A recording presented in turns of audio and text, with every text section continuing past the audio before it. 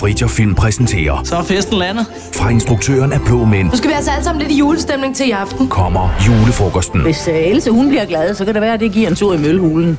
Mølhulen? Sovs. Jeg giver nogle kræfter mine døde her i tirsdags. Nå. Torben, sådan noget skal man da snakke om, Torben. Kan man da ikke snakke om sådan noget? Det skal man da. Kan man da ikke? Det kan da umuligt være en konkurrent, det lille sted. Jeg er da ligeglad. Det sted skal lukkes.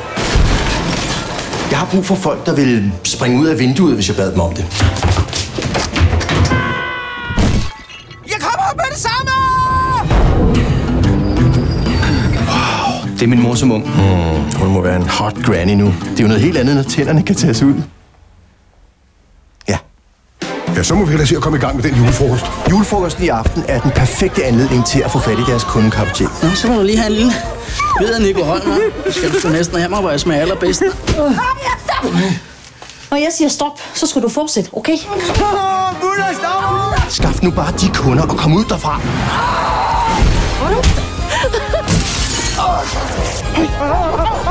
Sigt mod stjernen. Så vidt jeg husker, så ramte du jorden. Så tror jeg lige at stille min gløgg dernede. Sig, jeg er en slem pige. Ja. Jeg er en slem pige. Ja.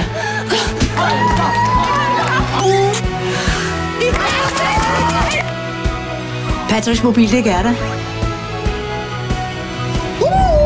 Det er Patrick! Er det noget, du vil snakke om? Nu har du kraftedeme op med det der! Det må du kraftedeme respektere. Julefrokosten kommer til november. Se mere på julefrokosten.dk.